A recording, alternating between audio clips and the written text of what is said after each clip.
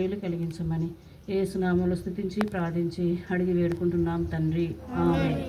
నా మాట వినిపిస్తుందా మీకు? సౌండ్ తక్కువ ఉందా?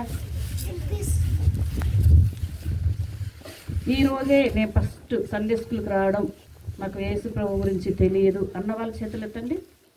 ఈరోజే నేను ఫస్ట్ సండే స్కూల్కి రావడము, యేసు ప్రభు అంటే నాకు తెలియదు, అసలు ఈ స్టోరీస్ గురించి పాటల గురించి కూడా నాకు తెలియదు అన్న వాళ్ళు చేయొద్దండి. 1 2 3 సరే.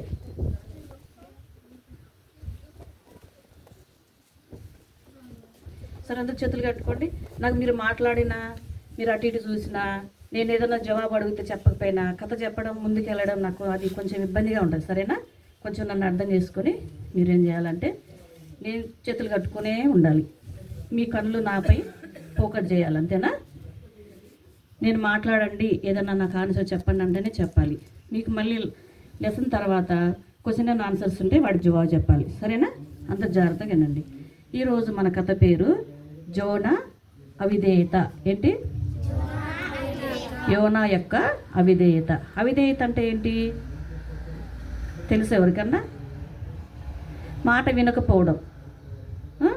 యోనా యొక్క డిస్ఓబీడియన్స్. అవిధేయత అంటే మాట వినకపోవడం. ఇంట్లో మమ్మీ ఏదైనా చెప్తే వినకపోవడం, లేకపోతే స్కూల్లో టీచర్ చెప్తే వినకపోవడము, లేకపోతే సండే స్కూల్లో టీచర్ చెప్తే వినకపోవడము. చాలామందికి మాట చెప్తే వినేదే కొంతమందికి అలవాటు ఉండదు కదా. అలాంటిదంట యేసయ్యకు చాలా ఇష్టం ఉండదంట ఆయనకు. మాట వినే పిల్లలు అంటేనే, పేరెంట్స్ కూడా అంతే, మాట వింటేనే లైక్ చేస్తారు, లేకపోతే ఏం చేస్తారు, వాడు వినలే వాళ్ళకి చెప్పొద్దులే మాట అంటారు కదా. చెప్పే వాళ్ళకే, వినే వాళ్ళకే చెప్తారు. సరేనా? ఇప్పుడు జోనా యొక్క అవిధేయత గురించి, జోనా ఏం చేశాడో ఆయన గురించి తెలుసుకుందాం. సరేనా? యోనా గురించి ఎంతమంది తెలుసు మీకు? మీకు తెలుసా యోనా గురించి? తెలియదు కదా. అయితే స్టోరీ చాలా బాగుంటుంది, మీరు శ్రద్ధగా వినాలి. లాస్ట్కి మీరు ఏం చేయాలంటే, మీకు ఒక క్వశ్చన్ అండ్ ఆన్సర్స్ ఇచ్చినప్పుడు మీరు ఫిల్ చేయాలి కాబట్టి మీరు స్టోరీ మంచి వినాలి. మీరు వినకుండా ఆంటీ నాకు అర్థం కాలేదంటే కనుక మేము చెప్పాం మళ్ళీ. సరేనా? మీరందరూ జాగ్రత్తగా స్టోరీ అంటే మీకు లెసన్లో క్వశ్చన్ అండ్ ఆన్సర్స్ అర్థమవుతాయి. అయితే యోనా మనకు అగ్రరాజ్యము ఏది? ఏ కంట్రీని ఎక్కువ లైక్ చేస్తాం మనం? చెప్పండి. అమెరికా అంటే చాలా మందికి ఇష్టం. ఎంతమందికి ఇష్టం? చాలా మందికి ఇష్టం. పెద్దగా అయినాక మంచి చదువుకొని అమెరికా వెళ్ళాలని, లేకపోతే అట్లా అనుకుంటారా లేదా? ఒకవేళ మీరు, మనకు ఇండియా క్యాపిటల్ సిటీ ఏది? ఢిల్లీ కదా. మన ఇండియా క్యాపిటల్ సిటీ ఢిల్లీ, రాజధాని. మన తెలంగాణకు హైదరాబాద్. తెలంగాణకు క్యాపిటల్ సిటీ, రాజధాని హైదరాబాద్. ఈ యొక్క నినివే పట్టణము చాలా పెద్ద ఊరు అనమాట. అమెరికా ఎలా అగ్రరాజ్యమో, పెద్ద కంట్రీనో, అమెరికా ఫైనాన్షియల్గా చాలా గొప్ప రాజ్యం అనమాట. అయితే అలాగని నినివే పట్టణం కూడా చాలా పెద్ద పట్టణము, రెండోది ఫైనాన్షియల్గా చాలా తొలతూగుతున్న ఊరు అనమాట. అయితే ఈ నినివే పట్టణము అష్షూరీయులకి రాజధాని అమ్మ. అష్షూరీయుల పట్టణానికి రాజధాని. ఎవరికి? అష్షూరీయుల పట్టణానికి రాజధాని, క్యాపిటల్ సిటీ అన్నమాట. అయితే ఈ యొక్క నినివే పట్టణంలో ఒక గొప్ప రాజు ఉన్నాడు. అయితే ఆ రాజు ఉన్నాడు. ఆ యొక్క నినివే పట్టణం అంట ప్రజలు చాలా పాపం చేస్తారంట. పాపం అంటే వాళ్ళకి చాలా ఇష్టము. ఇట్లా నీళ్లు తాగినట్టే తాగుతారనమాట. అక్కడ విగ్రహారాధన ఎక్కువ ఉంటుంది. మళ్ళీ ఏంది, చాలామంది అక్కడంతా ప్రజలంతా చాలా విచ్చలవిడిగా, చాలా భయంకరమైన దుర్మార్గులు అనమాట. ఎవరు? నినివే ప్రజలు. ఎవరు? నినివే పట్టణం యొక్క ప్రజలు చాలా దుర్మార్గులు. అయితే వీళ్ళు ప్రవర్తన సరిగలేదు కాబట్టి యేసుప్రభు ఏమనుకుంటాడంటే, వీళ్ళని బాగు చేయాలి అని అనుకుంటాడు. అయితే బాగు చేయాలంటే ఏం చేయాలి? ఒక మంచి పర్సన్ పంపించాలి కదా. యోనా అంట ఒక గొప్ప మిషనరీ. ఎవరు? బైబిల్లో అంతటిలో యోనా పెద్ద మిషనరీ అన్నమాట. అంటే చాలామంది ఉన్నారు. అయితే వాళ్ళు ఏం చేశారంటే, ఇశ్రాయేల్ ప్రజలకు మాత్రమే వాక్యం చెప్పారు, ఇశ్రాయేల్ ప్రజలకు మాత్రమే సేవ చేశారు. కానీ యోనా మాత్రం అన్ని జనులు కూడా మరి వాక్యం చెప్పి యేసుప్రభు మరి మళ్ళించే అంత గ్రేట్ పర్సన్ అనమాట. అంటే యోనా చాలా పెద్ద సేవకుడు, మన భాషలో పెద్ద ఫాస్టరు. అయితే ఈయన పెద్ద మిషనరీ అనమాట. మిషనరీని అని ఇవన్నీ అంటారంటే, వేరే కంట్రీస్కి వెళ్ళి, వేరే ఊర్లకు వెళ్ళి, వేరే దేశాలకు వెళ్ళి సేవ చేసే వాళ్ళని ఏమంటారంటే మిషనరీస్ అంటారు. ఏమంటారు? అయితే ఇలాంటి క్వాలిటీ ఎవరిలో ఉంది? యోనాలో ఉంది. అయితే యోనాకి మరి ఎవరన్నా ఎప్పుడన్నా ఇట్లా బహిరంగ సభలో సువార్త చెప్తే గనక యోనా చాలా మంది రక్షణ పొందుతారంట. చాలా మంది అంటే కొన్ని వేల మంది రక్షణ పొందుతారంట. ఆ టాలెంట్ దేవుడు ఈయనకు ఇచ్చాడనమాట. ఆ సేవకు మాత్రమే యోనాను దేవుడు ఎన్నుకున్నాడు. అయితే ఇప్పుడు యోనా ఏం చేస్తున్నాడంటే, యోనాకు దేవుడు ఒక పని చెప్తున్నాడు. ఏం చెప్తున్నాడంటే, యోనా నినివే ప్రజలు మంచి వాళ్ళు కాదు, వాళ్ళ ప్రవర్తన మారాలి, వాళ్ళ జీవితం మారాలి, వాళ్ళు రక్షణ పొందాలి, వాళ్ళు నా వైపు తిరగాలి. అయితే నువ్వేం చేస్తావంటే, నువ్వైతేనే అక్కడ వాక్యం చెప్పగలుగుతావు ఆ ప్రజలకు, నువ్వైతేనే సూటబుల్ పర్సన్ అక్కడ, ఎవరు చెప్పలేరు అనేసి ఈ యొక్క యోనాని ఒక మిషనరీగా ఆ యొక్క నినివేకి వెళ్ళమని దేవుడు చెప్తాడు. కానీ నినివే పట్టణం అంటే యోనాకు చాలా కోపము, అసలు ఇష్టమే ఉండదన్నమాట. ఇష్టం ఉండకుండా ఆయన ఏమనుకుంటాడు మనసులో, నేను వెళ్ళను, ఆ ప్రజలు రక్షణ పొందొద్దు, వాళ్ళు చచ్చిపోవాలి, వాళ్ళు మంచోళ్ళు కాదు, వాళ్ళు దుర్మార్గులు.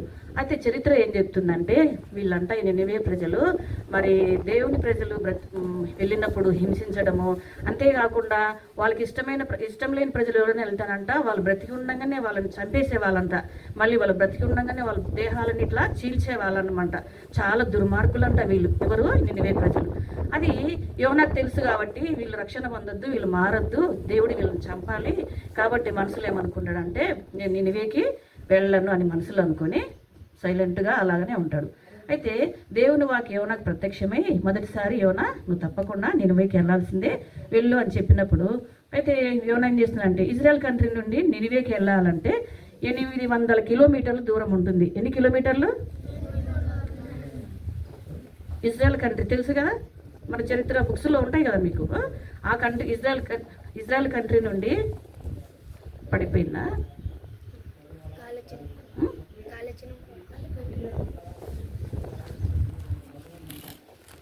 అన్నకు చెప్పు.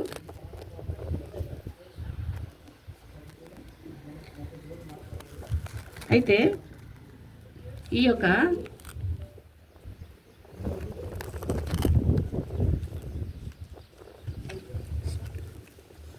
ఇజ్రాయెల్ కంట్రీ నుండి ఇది పెట్టు వెనక సైడ్ సపోర్ట్ తీసుకో. ఇజ్రాయెల్ కంట్రీ, ఇంకా వినండి, ఇక్కడ వినండి ప్లీజ్, మనకు అదేమి ఇంపార్టెంట్ కాదులేండి. ఇజ్రాయెల్ కంట్రీ నుండి నినివేకి వెళ్ళాలంటే ఎన్ని వందల కిలోమీటర్స్ అన్నాను? 800 కిలోమీటర్స్ దూరంలో ఉందన్నమాట. అయితే ఈయన సింపుల్గా వెళ్ళొచ్చు. ఏం చేస్తాడంటే 800 కిలోమీటర్ వెళ్ళకుండా ఇజ్రాయెల్ కంట్రీ నుండి మళ్ళీ డౌన్కి వచ్చి వెనక్కి వచ్చి ఏం చేస్తాడంటే, ఆ యొక్క యోనా మళ్ళీ వెనక్కి తిరిగి వచ్చి ఈ యొక్క తార్సిస్కి వెళ్ళిపోతాడు. తార్సిస్ అనే ఊరికి వెళ్తాడనమాట. అయితే తార్సిస్కి వెళ్ళకముందు ఎప్పేకి వెళ్ళి అక్కడ ఒక టికెట్ బుక్ చేసుకొని ఎప్పేకి వెళ్ళిపోతాడనమాట. అయితే నినివే యెరూషలేము నుండి ఈ తార్సిస్కి ఎన్ని కిలోమీటర్స్ ఉంటాయి? 2500 మైళ్ళ దూరం ఉంటుంది అనమాట. ఎన్ని మైళ్ళు? నినివే నుండి తార్సిస్కి 2500 మైళ్ళు. మైళ్ళు అంటే మీకు తెలియకపోతే కిలోమీటర్స్. ఎట్లా? యెరూషలేము నుండి తార్సిస్కు 4800 కిలోమీటర్స్ ఉంటుంది. కిలోమీటర్స్ అంటే అర్థమవుతుంది కదా. అయితే అంత దూరం 800 ఎక్కడ, 4800 ఎక్కడ? సరేనా, చాలా డిఫరెంట్ ఉంది కదా. అయితే యెరూషలేము నుండి తార్సిస్ ఎప్పేకి వెళ్ళి అక్కడ టికెట్ తీసుకొని తార్సిస్కు వెళ్ళిపోతాడు. అయితే ఆ దినాల్లో వాళ్ళకి ఇప్పుడు మనకున్నట్టు వెహికల్ మరి వసతి ఉండేది కాదు కాబట్టి ఏం చేస్తున్నాడంటే ఓడలో వెళ్ళాలని టికెట్ తీసుకున్నాడు. ఓడ తను చూస్తున్నారు ఇక్కడ పిక్చర్స్ కనిపించట్లేదా? ఏం చేస్తున్నాడంటే యోనా చూడండి, అక్కడ చూడండి, స్టోరీ వినాలి, ఆ పిక్చర్ కూడా చూడాలి. ఏం చేస్తున్నాడంటే యోనా తార్సిస్కి మరి టికెట్ తీసుకొని ఓడ ఎక్కేసాడు. ఓడలో ఎంతమంది ఉంటారంటే, షిప్ తెలుసు కదా మీకు, షిప్పులలో ఎంతమంది ఉంటారు? ఎప్పుడైనా వెళ్ళారు షిప్పులో మీరు? నేను వెళ్ళా. 2-3 అంతే ఉంటారు కదా. కానీ ఓడలలో ఎంతమంది ఉంటారు? నా లెక్కకి మామూలుగా అయితే 300 బిలో ఉంటారు. ఎందుకంటే అపోస్తల కార్యంలో ఈ యొక్క మిలిటరీ దీపం వెళ్ళినప్పుడు ఆ ఓడలు ఎంతమంది ఉన్నారంటే 270 చిల్లర ఉన్నారనమాట. దాని అంచనా ప్రకారం చూస్తే 300 బిలో జనాలు పబ్లిక్ ఈ యొక్క ఓడలో ఉన్నారనమాట. అయితే అంతమంది ఉంటారు. అయితే కొంతమంది ఏం చేస్తున్నారంటే జర్నీలో వాళ్ళు కూడా చాలామంది వాళ్ళ ఇళ్ళకి వెళ్తున్నారు, తార్సిస్కి వెళ్తున్నారు, వాళ్ళ లగేజీలతో వెళ్తుంటారు, మళ్ళీ ఎంతో హ్యాపీగా వెళ్తున్నారు. ఓడ జర్నీ చాలా హ్యాపీగా ఉంటుంది కదా, కొన్ని రోజులు ఉంటుంది కాబట్టి చాలా హ్యాపీగా వెళ్తున్నారు. మరి కొంచెం దూరం వెళ్ళగానే ఆ యొక్క ఓడలో పెద్ద ఏం చేసిందంటే తుఫాన్ వచ్చేసింది. ఏమొచ్చింది? తుఫాన్ వచ్చింది, గాలులు వచ్చేసినాయి, వర్షం వస్తుంది, పెద్ద వరదలు వస్తున్నాయి, చాలా భయంకరమైన పెద్ద తుఫాన్ వచ్చేసింది. ఓడ ఏం చేస్తుంది తెలుసా? ఇలా ఇలా ఊగుతుంది, బద్దలైటట్టుంది. ప్రజల నీళ్లు ఓడలేకి వస్తే ఏమవుతుంది? టైటానిక్ ఓడది మీకు అందరూ తెలుసు కదా, బుక్స్లలో ఉంది. ఏమైనారంతా ప్రజలు ఎంతో కేకలు వేశారు, మమ్మల్ని రక్షించండి, మమ్మల్ని రక్షించండి, మాకు సహాయం చేయమని అన్నారు. చాలామంది చనిపోయారు కదా టైటానిక్ ఓడలో. అలాగనే ఈ యొక్క ఓడలో కూడా వీళ్ళు చాలా తలక్రిందులు అవుతుంది. వీళ్ళకి ఏం డౌట్ వచ్చిందంటే ఈ యొక్క ఓడలో ఉన్న ప్రజలకి మేమందరం చచ్చిపోతామేమో, ఒకవేళ బరువు ఎక్కువ ఉన్నామేమో, లగేజ్ ఎక్కువ ఉందేమో అనేసి పాపం తెలియక వాళ్ళు ఏం చేస్తున్నారంటే వాళ్ళ దగ్గర ఉన్న లగేజ్ అంతా తీసుకెళ్ళి సముద్రంలో ఎత్తి పడేస్తున్నారు. అందరూ ఇసిరి పడేస్తున్నారు. ఓ అమ్మ మేము చచ్చిపోతాం, ఓ నాయన మేము చచ్చిపోతున్నాం, భయం భయం అనేసి అరిచి అరిచి పాపం ఎంతో కేకలేస్తున్నారనమాట. అయితే వీళ్ళకి ఆ యొక్క ఓడ నావికుడి దగ్గరికి వెళ్ళారు. ఆ డ్రైవర్ దగ్గరికి వెళ్ళి డ్రైవర్ ఏంది మేము చచ్చిపోతున్నాము, మీరు ఏమైందో చూడండి, ఓడ చెక్ చేయండి ఒకసారి, ఎక్కడన్నా నీళ్ళు వస్తున్నాయా, ఏమైనా అయిందా, పగిలిపోయిందా చూడండి, మేము అందరం చచ్చిపోతున్నాం, మా భార్య పిల్లల్ని చూడలేమేమో, దయచేసి మా లగేజ్ అంతా ఆ యొక్క సముద్రంలో ఎత్తిపడేసి అయినా ఈ ఓడ ఆగట్లేదు, మమ్మల్ని రక్షించండి అనేది ఆ నావికుడి దగ్గరికి వెళ్తే అని అన్నాడు. నా లైఫ్లో ఆ యొక్క నావికుడి లైఫ్లో అంట ఫస్ట్ టైం అంట ఆయన డ్రైవింగ్ చేసే టైంలో ఆ యొక్క తుఫాను రావడము, ఆ ఓడ ఇలా షేక్ అవ్వడము, మునిగిపోసాగడము, ప్రజలంతా అరవడము, ఎప్పుడు ఇలాంటివి జరగలేదంట. ఆయనకు కూడా ఆశ్చర్యంగా ఉందంట, ఏంది ఇంత పెద్ద వింతగా కనిపిస్తుంది అనేసి. అయితే ఇప్పుడు వీళ్ళు అనుకుంటున్నారు, ఈ ప్రజలంతా గట్టిగా అరుస్తున్నారు, రక్షించండి, మాకు సహాయం చేయండి అనేసి. మళ్ళీ ఏమనుకున్నారంటే వాళ్ళ దేవుడికి ప్రార్థన చేస్తున్నారంట. అందరూ ఉంటారు కదా, డిఫరెంట్ ప్రజలు ఉంటారు కదా, వాళ్ళందరంట దేవునికి ఎవరు దేవుడికి వాళ్ళు పూజిస్తున్నారంట. ఒకవేళ ముస్లిమ్స్ అయితే అల్లా దేవునికి పూజిస్తున్నారు, క్రైస్తవులు అయితే యేసు ప్రభువుకి పూజిస్తున్నారు, హిందూస్ అయితే మరి వాళ్ళ దేవుడికి పూజిస్తున్నారు. దేవా మమ్మల్ని రక్షించు, అల్లా మమ్మల్ని రక్షించు, జీసస్ మమ్మల్ని రక్షించు, లేకపోతే ఇంకొక దేవుడు మమ్మల్ని రక్షించని వాళ్ళ దేవుడికి ప్రార్థిస్తున్నారు. అయినా ఆ యొక్క తుఫాన్ అంట ఆగలేదంట. ఓడ బాగా ఇట్లా కదిలిపోతుందంట, ఇంకో కొంచెం అయితే మునిగిపోతుందంట, చచ్చిపోతారంట. వాళ్ళంతా చాలా కేకలేసి అరుస్తున్నారు. అయితే వాళ్ళకు ఏమనుకున్నారంటే ఈ నోవా ఏం చేశాడంటే ఆయనకు తప్పు చేశాడు, దేవుడి దగ్గర అవిధేయత ఉందని తెలిసి ఏం చేశాడంటే తప్పు చేశాడని నాకు తెలిసి ఓడ అడుగు భాగంలోకి వెళ్ళి ఆయన ఏం చేశాడంటే అక్కడ బాగా పడుకొని గాఢ నిద్రపోతున్నాడంట. గాఢ నిద్ర మీకు అందరికి బాగా తెలుసు కదా ఇట్లా పడుకొని బాగా గాఢ నిద్ర గురుకు కొడుతున్నాడంట. పోయి వీళ్ళందరూ ఎత్తుకుతున్నారంట, ఏమి చూద్దాం ఒకసారి, ఎక్కడన్నా లీక్ అయిందా, ఏమన్నా అయిందా, ఎవరన్నా హోల్ పెట్టారా, లేకపోతే ఇంకేమన్నా అయిందా, ఎందుకు జరుగుతుందా అనేసి అంతా వెతుకుతుంటే ఆ ఓడ అడుగు బాగానంట యోన పడుకొని బాగా గాఢ నిద్ర హాయిగా నిద్రపోతున్నాడంట, ఏం చింత లేకుండా. అయితే ఈ ప్రజలు వెళ్ళి లేపి గట్టిగా, ఓయ్ నిద్రపోతా, నీకేమొచ్చింది, లేచి నీ దేవుడు ఎవరో ప్రార్థన చేయి, అసలు నువ్వెవరు, ఎక్కడి నుండి వచ్చావు, నువ్వు ఏ ఊరు నుండి వచ్చావు, మీ పేరెంట్స్ ఎవరు, మీ తల్లిదండ్రులు ఎవరు, నీ దేవుడు, నువ్వు ఏ దేశం నుండి వచ్చావు, ఏ ఊరు నుండి వచ్చావు, మాకు తెలియపరచు, దయచేసి మేమందరం మునిగిపోయి సాగుతున్నాము, నువ్వేమి ఇక్కడ నిశ్చంతగా నిబ్బరంగా హాయిగా పడుకొని నిద్రపోతున్నావు, లేవు అనేసి లేపుతారన్నమాట. అప్పుడు యోనాకు అర్థమైపోతుందేమని, నన్ను బట్టి పెద్ద తుఫాను వచ్చేసింది, నన్ను బట్టే ఓడ మునిగిపోతుంది, నన్ను బట్టే పాపం ప్రజలంతా చనిపోబోతున్నారు అనేసి ఆయన యోనా అంటాడు, అయ్యలారా ఇది నా పాపమే, నేను తప్పు చేశాను, నేను ఎవరినంటే ఆకాశంనకును భూమికి సృష్టికర్త. దేవుడు అంట యేసు ప్రభు ఆకాశం చేశాడంట, భూమి చేశాడంట, భూమిలో ఉన్న చెట్లన్నీ చేశాడంట, సముద్రాలు చేశాడంట.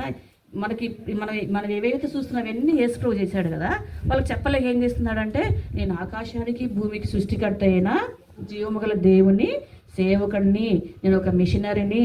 అయితే నాకు దేవుడు పలానా విషయంలో నేను తప్పు చేశాను, మీరేం చేస్తారంటే ఇప్పుడు నన్ను తీసుకెళ్ళి ఆ సముద్రంలో పడేయండి. నన్ను పడేసిన వెంటనే ఏమవుతుందంటే తుఫాను ఆగిపోతుంది, మీరు బ్రతుకుతారంటే వాళ్ళకి భయం వేస్తుంది. ఇప్పుడు మీరు అందరు ఉన్నారు, ఏదో సమస్య వచ్చింది, ఒకరిని ఎత్తేయమంటే ఎత్తేస్తారా మీరు? ఇప్పుడు నేను తప్పు చేశాను అనుకోండి, నన్ను ఎత్తి పడేయండి అంటే పడేస్తారా మీరు? అసలు పడేయలేరు తెలుసా. అంటే దేవుని పక్కన పెడదాం కాసేపు, మానవత్వం కదా, అమ్మో పడేస్తే సముద్రంలో కొట్టుకుపోతుంది, ఆంటీ చచ్చిపోతుంది, ఈ తప్పు మనం చేయకూడదని ఏదో మనం వేరే రూట్లు ఎత్తుక్కుంటాం, అంతేనా? వేరే వేరే రూట్లు ఎత్తుకుంటాం మనల్ని మనం రక్షించుకోవడానికో, లేకపోతే మనం నీళ్ళలో దిగి సముద్రంలో దుంకి వెళ్ళిపోవడానికో ఏదో ప్రయత్నాలు చేస్తాం. కానీ నన్ను ఎత్తి మీరు నీళ్ళల్లో వేయరు. కానీ వాళ్ళకి ఆ మాట అనగానే నన్ను ఎత్తి మీరు నీళ్ళల్లో పడేస్తే సముద్రంలో పడేయండి, వెంటనే తుఫాను ఆగిపోతుంది, మీరు చేయవలసిన ఊరికి వెళ్ళిపోతారు, దయచేసి ఆ పని చేయండి అంటే వాళ్ళు భయపడి మేము చేయలేమంటే లేదు లేదు చేయాలంటే వాళ్ళు ఏం చేస్తారంటే అంత ముందుగా ఎవరు తప్పు చేశారో పాపం చేశారో అనేసి వాళ్ళు ఉన్నప్పుడు వాళ్ళంతా ఏం చేస్తారంటే ఓడలో ఉన్న ప్రజలందరూ కలిసి వాళ్ళ పేర్లు సీట్లు వేస్తారు. సీట్లు తెలుసు కదా, పేర్లు రాస్తారు. ఈ ఆట మీరు చాలామంది గేమ్ ఆడతారా లేదా? మీకు ఏదైనా సమ్మర్ హాలిడేస్ వచ్చినప్పుడు ఇట్లా చిట్టీలు వేసుకొని పేర్లు వేసుకొని ఆడుకుంటారు కదా. అట్లనే వాళ్ళు ఏం చేశారంటే ఓడలు ఏం చేశారంటే వాళ్ళు సీట్లు రాసుకొని ఎవరి పేరు వచ్చిందంటే తీసినప్పుడు యోనా పేరు వచ్చింది. అయినా యోనా ఒప్పుకున్నాడు, నేను నా వల్లనే వచ్చింది, మీరు నన్ను ఎత్తి సముద్రంలో పడేస్తే తుఫాను ఆగిపోతుంది అనేసి చెప్తే వాళ్ళకి భయం వేస్తుంది. కానీ యోనాని వేస్తేనే ఆ తుఫాను ఆగుతుంది. వాళ్ళు ధైర్యంగా ఏం చేశారంటే యోనాని తీసి ఎక్కడేశారు? సముద్రంలో పడేశారు. సముద్రంలో పడేసిన వెంటనే ఇదే ఇలా జరుగుతుండగానే అయితే దేవుడు ఏం చేశాడంటే సముద్రంలో ఏముంటాయి సముద్రంలో? పెద్ద పెద్ద చేపలు ఉంటాయి కదా, చిన్న చేపలు పెద్ద చేపలు. ఒక పెద్ద చేపకి ఏం చెప్తాడంటే, చేప నా యొక్క సేవకుడైన యోనా మరి నీ దగ్గరికి వస్తున్నాడు, నువ్వు వెళ్ళి కనిపిస్తుందా, నువ్వు వెళ్ళి ఏం చేస్తావంటే వాటర్లో వస్తాడు, వాటర్లోకి రాగానే నువ్వు మింగేసేయి అని చెప్తుంది అన్నమాట. వాయమ్మో, చేపకు భయం వేస్తుంది. ఏదైనా ఒక జంతువు మనం తినే ఫుడ్ ఎన్ని గంటలలో అరుగుతుందో మీకు తెలుసా? మన ఫుడ్ తిన్నాక ఎన్ని అవర్స్కి డైజెస్ట్ అవుతుందో తెలుసా మీకు? 3 or 4 hours మనం తిన్న ఫుడ్ డైజెస్ట్ అయిపోతుంది అనమాట. అయితే ఇప్పుడు చేప మింగంగానే ఏమవ్వాలి? పోనీ పెద్ద మనిషి కాబట్టి 1 dayలో డైజెస్ట్ అయిపోవాలి, అంతేనా? చనిపోవడం పక్కన పెట్టండి, అరిగిపోవాల్సిందే, ఎముకలు ఏమున్నా కానీ అరిగిపోవాల్సిందే. కానీ చేపకు చెప్పాడు దేవుడు, జాగ్రత్త చేప, నువ్వు ఏమాత్రం యోనాకు హాని చేయొద్దు, ఆయన నా సేవకుడు, ఆయనకు నేను సహాయం చేస్తున్నా, నువ్వేం చేస్తావంటే మింగి నీ కడుపులో జాగ్రత్తగా సేఫ్గా నువ్వు జాగ్రత్తగా పెట్టుకోవాలంటే పాపం చేప ఏం చేస్తుందంటే ఒబీడియన్స్ అంటే విధేయత చూపించి యోనాని మింగేసి అలా ఎన్ని డేస్ ఉంటాడు తెలుసు యోనా చేప కడుపులో? 3 days ఉంటాడు. మీరు ఎప్పుడన్నా ఫిష్ మార్కెట్కి వెళ్ళారా? ఎట్లుంటుంది? బాగుంటుందా? మంచి సెంట్ స్మెల్ వస్తుందా? చాలా దరిద్రంగా గలీజ్ వాసన వస్తుంది కదా, చాలా భయంకరమైన చెడు వాసన వస్తుంది. ఫిష్ మార్కెట్ అంతా అసలు అక్కడ నిలవలేం, అసలు ఆ ప్లేస్ చూస్తే మీరు చేపలు కూడా తినరు కదా. అయితే అంత రోతగా ఉన్న చేప కడుపులోకి యోనా వెళ్ళాడు. అయితే అక్కడంట యోనా 3 రోజులు చేప గర్భంలో ఉన్నప్పుడు యోనానంట మరి నాచులు తరంగములు అంటే ఏమేమి ఉంటాయి అవన్నీ చుట్టుకున్నాయంట. యోనాకు బ్రీతింగ్ ఆడడం కూడా కష్టమే, కానీ డబుల్ బ్రీతింగ్ తీసుకుంటుంది ఇప్పుడు ఎవరు? చేప మరి శ్వాస తీసుకుంటుంది. యోనా ఎందుకంటే బ్రతకాలి కదా, దేవుడు ఆజ్ఞాపించాడు కదా ఏమని, జాగ్రత్త ఏం చేయొద్దు అనేసి. అయితే యోనా జాగ్రత్తగా అట్లనే ఉంచుకొని మంచిగా ఆడుకుంటున్నారు, మంచిగా ఫైటింగ్ చేసుకున్నారు, మంచిగా హ్యాపీగా ఉన్నాడు. కానీ చేప హ్యాపీగా ఉంది కానీ ఎవరికి హ్యాపీ లేదు? యోనా చాలా బాధపడుతున్నాడు, అక్కడికి పోయి ఏడుస్తున్నాడు, ఓ దేవా నన్ను రక్షించు, నేను చేప గర్భంలో ఉన్నాను, నా యొక్క పరిస్థితి ఇలా ఉంది, ఇక్కడ చాలా దుర్వాసన వస్తుంది, ఆ చేప పేగులని నన్ను చుట్టుకున్నాయి, రెండోది ఆ తరంగములు నాచులు నన్ను పట్టుకొని ఉన్నాయి, నేనేం చేయలేకపోతున్నాను, దేవా నన్ను రక్షించని చేప గర్భంలోకి వెళ్ళాక యోనా ఏం చేస్తున్నాడంటే పశ్చాత్తాపడుతున్నాడు. అక్కడ దేవుణ్ణి క్షమించమని అడుగుతున్నాడు. అక్కడ ఏడ్చి ప్రార్థన చేస్తుంటే అక్కడ ఏం చేశాడంటే యోనా ప్రార్థన దేవుడు విని ఆయన పశ్చాత్తాపాన్ని చూసి ఆయన కన్నీటిని చూసి క్షమించి చేపకు చెప్తాడు, చేప 3 days అయింది కదా, నువ్వు ఒక ఒడ్డుకు వచ్చి ఆ యోనాన్ని కక్కేసి అనగానే ఆ చేప వచ్చేసి అక్కడ ఒడ్డు మీద కక్కేస్తుంది అన్నమాట. అయితే ఇప్పుడు మనము ఒకవేళ ఏదైనా అవిధేయత ఉంటే ఏం చేయాలి? మనము దేవుని దగ్గర ఒప్పుకోవాలి, సరేనా? దేవుని దగ్గర మనం ఒప్పుకోవాలి కదా. మనం అందరం పాపులమని దేవుని వాక్యం చెప్తుంది, ఇందులో ఏ మినహాయింపు లేదు, చిన్న పెద్ద లేకపోతే ఇంకొకరు అని ఏం లేదు. ప్రతి ఒక్కరంట అందరూ పాపం చేసి అంట దేవుడు అనుగ్రహించు మహిమను పొందలేకపోతున్నారని దేవుని వాక్యము చెప్తుంది. అయితే ఇప్పుడు దేవుడు అంట అజ్ఞాన కాలం అంటే పూర్వం మన అమ్మమ్మమ్మమ్మమ్మమ్మల కాలం పూర్వం అంట చూసి చూడనట్టు ఉన్నారంట. సరేలే, మీరే ఊరు? జున్నికుర్తి పిల్లలను వదిలేద్దాంలే, పాపం వాళ్ళకి తెలియదు, అమాయకులు, వాళ్ళకి ఇప్పటి వరకు యేసుప్రభు గురించి ఎవరు చెప్పలేదు, వాళ్ళకి క్షమిస్తానులే, వాళ్ళు పోనీలని అట్లా వదిలేశాడంట. ఇప్పుడు అలా కాదంట, జిన్కుర్తి పిల్లలు కూడా రక్షణ పొందాలంట. రక్షణ పొందితేనంట యేసయ్య దగ్గరికి మీకు ప్రవేశం ఉంది. మీరు రక్షణ పొందకపోతే మన పరిస్థితి కూడా ఎట్లా ఉంటుందంట? యోనా లాగానే సేమ్ ఉంటుందన్నమాట. ఎప్పుడైతే యోనా తన పాపమును ఆ చేప గర్భంలో ఒప్పుకున్నాడో, ఆయన ఏం చేశాడంటే యోనాని సేఫ్గా ఒక ఒడ్డుకు వచ్చి చేప కక్కేసింది అనమాట. మళ్ళీ ఇప్పుడు యోనాకు మళ్ళీ రెండోసారి దేవుని వాక్కు ప్రత్యక్షమై యోనా మళ్ళీ నువ్వు నినివేకి వెళ్ళాలంటే ఆయన ఏం చేస్తాడంటే చచ్చినట్టు నినివే పట్టణానికి వెళ్తాడనమాట. నినివే పట్టణంకి వెళ్ళినప్పుడు అక్కడ అది ఎంత పెద్ద ఊరంటే 3 దినాలు ప్రయాణం చేసే, తిరిగి 3 దినాలు సువార్త చేస్తే కూడా అయిపోదంట. అంటే అంత పెద్ద ఊరు అనమాట నినివే పట్టణం. అయితే 3 రోజులు సువార్త చేశాడంట. ఏమని చెప్తున్నాడు తెలుసా నినివే అక్కడ? నినివే ప్రజలారా, మీకు దండోరు తెలుసా ఎవరికన్నా ఇక్కడ? దండోరు అంటే ఇంతకు ముందుగా మేము చిన్నప్పుడు ఊర్లలో ఉన్నప్పుడు రేషన్ బియ్యం వస్తాయి కదా, అప్పుడు తెలియాలంటే ఏం చేసేవాళ్ళంటే ఇట్లా బజారుకి వచ్చి బియ్యం వచ్చాయో వచ్చి తీసుకోవాలనేసి దండోరు అంటే తప్పట్లు కొడతారనమాట. అయితే అలాగనే ఇప్పుడు యోనా ఊరికి వెళ్ళి నినివే పట్టణానంట దేవుడు 40 రోజులలో నాశనం చేయబోతున్నాడు. మీరు యేసుప్రభువుని నమ్ముకోకపోతే, మీ చెడు మార్గాలను వదలకపోతే, మీరు యేసయ్య వద్దకు రాకపోతే, మీ పాపాలు మీరు ఒప్పుకోకపోతే మిమ్మల్ని అంట ఇంకా ఒక 40 రోజుల తర్వాత మిమ్మల్ని దేవుడు ఈ నినివే పట్టణాన్ని మొత్తము సంహరించేస్తాడంట, మిమ్మల్ని అందరినీ చంపేస్తాడంట, మీరు చాలా మరి పాపం చేస్తున్నారంట అనేసి ఇక్కడ చెప్పగానే ప్రజలందరూ భయపడుతున్నారు. మీ ఊరికి వచ్చి మీరు పలానా రోజు చచ్చిపోతారంటే మీరు ఊరుకుంటారా? మమ్మల్ని తరిమి కొడతారు తెలుసా మీకు? మేము పలానా రోజు చచ్చిపోతామా అండి, మేము ఎందుకు చచ్చిపోతామని. కానీ నేను యోనా ఊరికి వెళ్ళి నినివే పట్టణానికి వెళ్ళి ధైర్యంగా స్వార్థ చెప్తున్నాడు. మీరు ఈ సమయంలో మారకపోతే ఇంకా 40 రోజుల తర్వాత మీరు చనిపోతారు అని దేవుడు చెప్పాడు. దేవుడనే యెహోవా నాకు ప్రత్యక్షమై చెప్పాడు. మీరు ఈ సువార్తని విని యేసుప్రభుని అంగీకరిస్తే మీకు చావు లేదు. దేవుని వాక్యం ఏం చెప్తుందంటే యోనా గ్రంథం తీయదేవరు యోనా గ్రంథం 3వ అధ్యాయంలో అంట మన పాపాలంట దేవుని వైపు మనం తిరుగుతేనంట, మన పాపాల విషయమై దేవుని దగ్గర పశ్చాత్తాపడితేనంట ఆయన మనకు చేయాల్సిన కీడును చేయక మనం పశ్చాత్తాపడితే దేవుడు కూడా పశ్చాత్తాపడతాడంట. అంటే దేవుడు అక్కడ క్షమిస్తాడంట. అయితే మనం ఒప్పుకోకపోతే దేవుడు క్షమించాలని దేవుని వాక్యంలో ఉందన్నమాట. మనం ఒప్పుకుంటేనంట యేసు ప్రభు క్షమిస్తాడంట. ఎలా ఒప్పుకోవాలి? యేసయ్య నీ పాపిని, నా పాపాలు క్షమించు, నీ బిడ్డగా చేసుకో అని నువ్వు నోటితో ఒప్పుకోవాలి, హృదయంలో విశ్వాసం ఉంచాలి. అప్పుడు నువ్వు యేసయ్య బిడ్డవు అవుతావు అనమాట. అయితే బిగ్గరగా ధైర్యంగా నినివే పట్టణంలో యోనా సువార్త చేసినప్పుడు అక్కడంట వాళ్ళంతా విని చాలా భయపడినారంట. ఎందుకంటే ఆ దినాల్లో వాళ్ళు సువార్త ఎక్కువ నమ్మేవాళ్ళు. భయపడి ఏం చేశారంటే 3 రోజులు 3 days ఫాస్టింగ్ ఉన్నారు. ఎవరెవరు? చిన్న పిల్లలు, మీలాంటి పిల్లలు ఏంటి, పాలు తాగే పిల్లలు, బేబీస్ తెలుసు కదా, మమ్మీ చేతిలో బేబీస్ ఉంటారు, వాళ్ళు కూడా అంట పాలు తాగకుండా ఉపవాసం అంట. 3 days పిల్లలు ఉపవాసం ఉంటారా? మమ్మీ బేబీకి ఆకలైనప్పుడు పాలు ఇవ్వకపోతే మీరు చిన్నప్పుడు అలుగుతారో తెలుసా మీకు?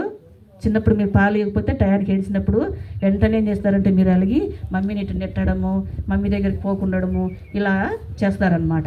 అయితే ఈ చిన్న బేబీస్ కూడా 3 days ఫాస్టింగ్ ఉన్నారంట. మీలాంటి పిల్లలు కూడా 3 days ఫాస్టింగ్ అంట. ముసలోళ్ళు ముతుకోళ్ళు అంతా ఫాస్టింగే ఉన్నారంట.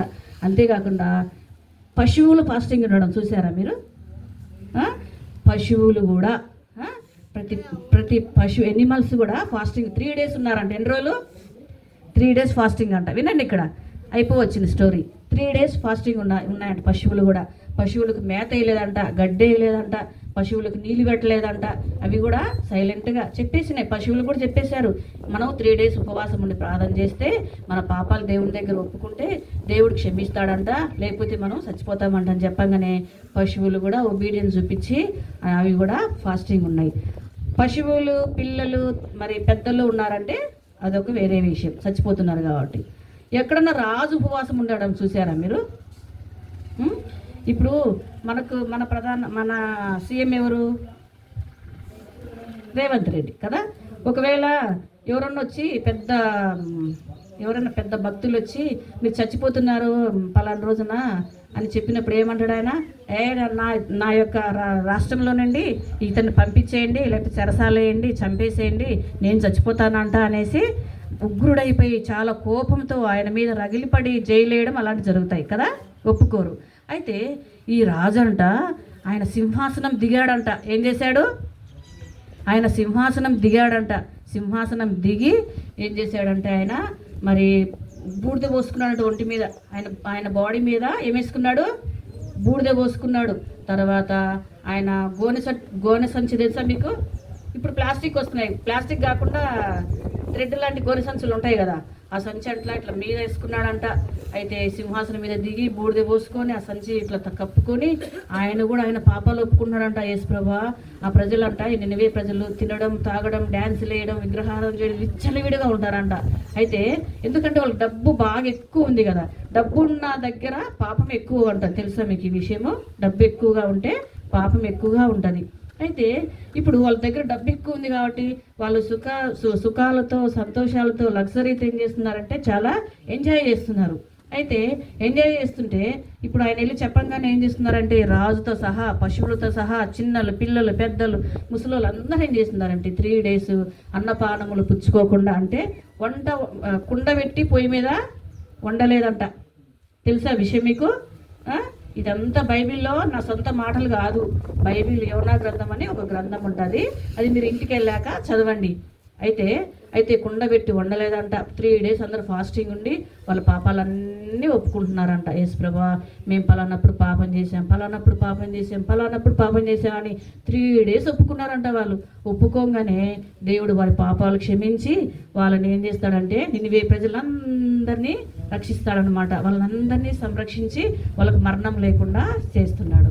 అయితే ఈరోజు అప్పుడు దేవుడు నినివే పట్టణానికి యోనాను ఎలా పంపించాడో ఈరోజు మీ దగ్గరికి మమ్మల్ని తీసుకొచ్చాడు దేవుడు. ఏ ఊరు ఇది? జిన్కుర్తి పిల్లలు.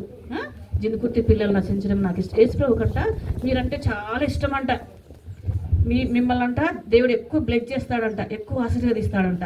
మీరంటే చాలా ఇష్టం. కానీ యేసయ్యకి మీరంటే ఇష్టమే, కానీ మీకు కూడా ఇష్టం ఉండాలి కదా, అంతేనా? ఒకరు ఇప్పుడు మీ ఫ్రెండ్స్ మిమ్మల్ని ప్రేమిస్తుంటే మీరు కూడా ప్రేమిస్తుంటారు, అంతేనా? మీ ఫ్రెండ్స్ ప్రేమించకపోతే మీరు ప్రేమిస్తారా? ప్రేమించారు కదా. ఒకవేళ మంచి బెస్ట్ ఫ్రెండ్ ఉందనుకో, మనం అన్ని విషయాలు షేర్ చేసుకుంటాం కదా. మనం ఏం చేస్తున్నాం, ఎలా ఉన్నాం, మనకి ఏదన్నా కష్టం వచ్చినా, బాధ వచ్చినా వాళ్ళు మన బెస్ట్ ఫ్రెండ్స్ చెప్పుకుంటాం కదా. అయితే మనం ఏం చేయాలంటే ఇప్పుడు యేసయ్యను మన సమస్యలకి పరిష్కారము యేసుప్రభే. ఇప్పుడు మిమ్మల్ని యేసుప్రభు ప్రేమిస్తున్నాడు కాబట్టి మీరు కూడా యేసయ్యకి మంచి పిల్లలు కాబట్టి మిమ్మల్ని ప్రేమించి మిమ్మల్ని రక్షించాలని మీ దగ్గరికి వచ్చాడు కాబట్టి మీరు ఏం చేయాలి ఇప్పుడు? ఒకవేళ మీకు యేసయ్య అంటే ఇష్టమేనా? యేసుప్రభు అంటే ఇష్టమేనా మీకు? యేసయ్య అంటే ఇష్టమేనా? యేసుప్రభు దేవుడు. అయితే మిమ్మల్ని ప్రేమిస్తున్నాడు కాబట్టి నినివే పట్టణానికి యోనాను ఎలా పంపించాడో ఒక మిషనరీగా మీ దగ్గరకు కూడా దేవుడు మమ్మల్ని పంపించాడు. మీరు జిన్కుర్తి పిల్లలంటే నాకు ఇష్టము, వెళ్ళండి, వాళ్ళకి సండే స్కూల్ పాటలు పాడండి, లెసన్ చెప్పండి, దేవుని వాక్యం చెప్పండి, వాళ్ళు కూడా రక్షణ పొందాలి, వాళ్ళు కూడా నా దగ్గరికి రావాలి, వాళ్ళని నేను అంగీకరిస్తాను అని చెప్తున్నాడు కదా. అయితే వీళ్ళ పాపాలంట దేవుని దగ్గర ఒప్పుకొని వాళ్ళు పశ్చాత్తాపడినప్పుడు దేవుడు వారి పాపములు క్షమించి ఏం చేశాడంటే దేవుడు వాళ్ళకు చేయాల్సిన కీడును చేయకుండా మానుకొని వాళ్ళని రక్షించాడు. సరేనా? అయితే దేవుని వాక్యం ఏం చెప్తుందంటే, ఫస్ట్ చెప్పాను కదా, అజ్ఞాన కాలం అందు చూసి చున్నట్టున్నాడు దేవుడని. ఇప్పుడంట అందరూ యేసయ్య దగ్గరికి రావాలంట, ఇప్పుడు అందరూ రక్షణ పొందాలంట. ఒకవేళ అప్పుడు యేసయ్యను నమ్ముకోకుండా ఒక దినాన్ని యేసుప్రభు ఈ లోకానికి వస్తున్నాడు, తెలుసా మీకు? యేసుప్రభు ఈ లోకానికి వస్తున్నాడు. ఎవరైతే యేసయ్య బిడ్డలై మనం యేసయ్య పిల్లలుగా చేయబడతామో, మన పాపాలన్నీ యేసయ్య రక్తంతో కడుక్కుంటామో వాళ్ళని మాత్రమే తీసుకెళ్తాడు. మనం మన పాపాలు యేసయ్య దగ్గర ఒప్పుకోకుండా కడుక్కోకుండా ఉంటే యేసయ్య మన వాళ్ళని పరలోకము తీసుకెళ్ళాడు. ఇక్కడే విడిచిపెడతారు. అప్పుడు మీరు అంటారు, యేసయ్య నేను ఒకసారి మరి సండే స్కూల్కి వెళ్ళాను, ఒకసారి చర్చికి వెళ్ళాను, మొన్న ఏదో 1 day రిట్రీట్ పెట్టి వెళ్ళాను, నేను వాక్యమే నేను యేసయ్య అంటే యేసయ్య అంటాడు, నీ ఎవరో నాకు తెలియదు, నీ హృదయం నాకు ఇవ్వలేదు, నీ పేరు నాకు చెప్పలేదు, నీ పేరు బుక్లో, నా యొక్క బుక్లో దేవుని దగ్గర అంటే ఇలాంటి బుక్ ఒకటి ఉంటుందంట, దాని పేరు జీవ గ్రంథము. నువ్వు నీ పాపాలు మన పాపాలు ఒప్పుకుంటేనే వెంటనే అంట యేసు ప్రభు, నీ పేరేం పేరు? షీలింగ. నువ్వు పాపలు ఒప్పుకున్న వెంటనే నీ పేరంటే శ్రీలేఖ అని, శ్రీలేఖ ఇప్పుడు నా బిడ్డ. నువ్వు టికెట్ తీసుకొని దేవుని దగ్గర రిజర్వేషన్ తీసుకున్నట్టు. ఒకవేళ నువ్వు పాపలు ఒప్పుకోలేదు అనుకో దేవుని దగ్గర, అప్పుడు నేను వెళ్ళాను ఏసయ్య అంటే, లేదు లేదు శ్రీలేఖ, నువ్వు అప్పుడు చెప్పారుగా, నువ్వు వినలేదు, ఇప్పుడు నీకు నా దగ్గర ప్రవేశం లేదని చెప్తారు. కాబట్టి ఇప్పుడు నినివే ప్రజలు చాలా దుర్మార్గులైన వాళ్ళని రక్షించాడు లేదా దేవుడు కదా, రక్షించాడు.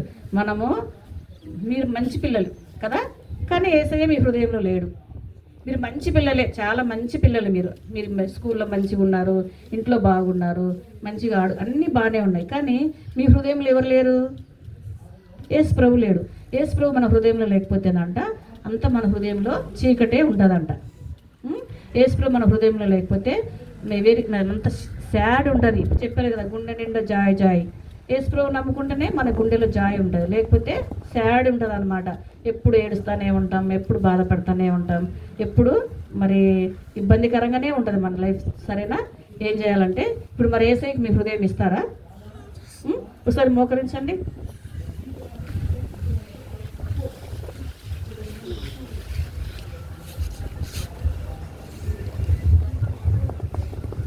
మోకరించండి. నా వెంట కొన్ని మాటలు చెప్తారా?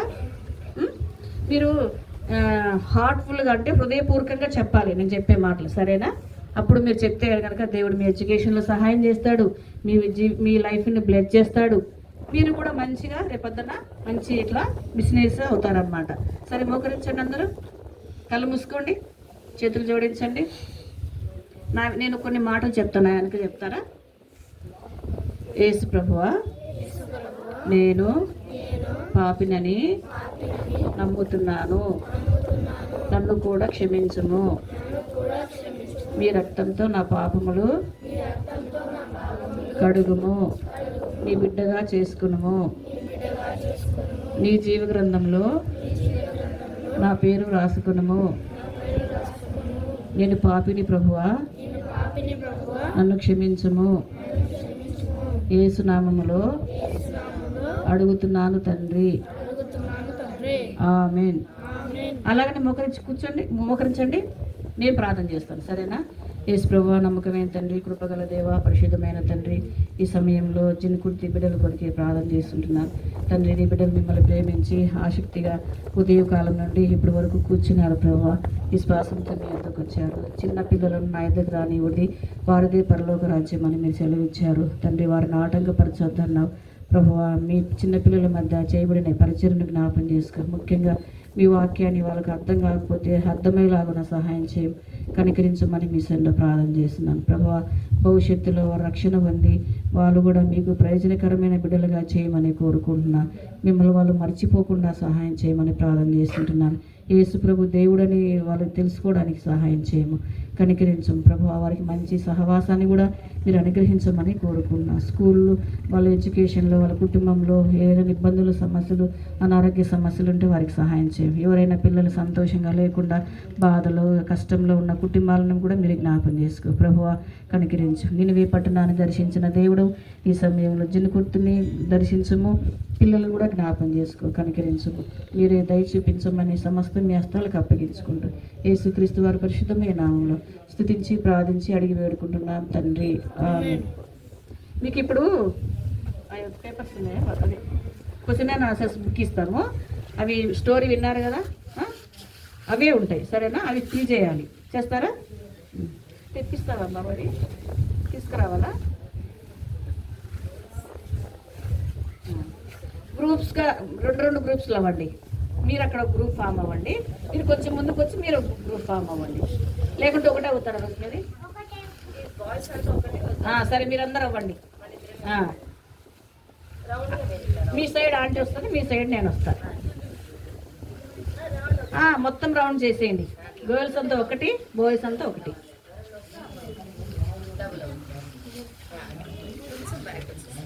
మీరు ఇద్దరు వెనక్కి రండి.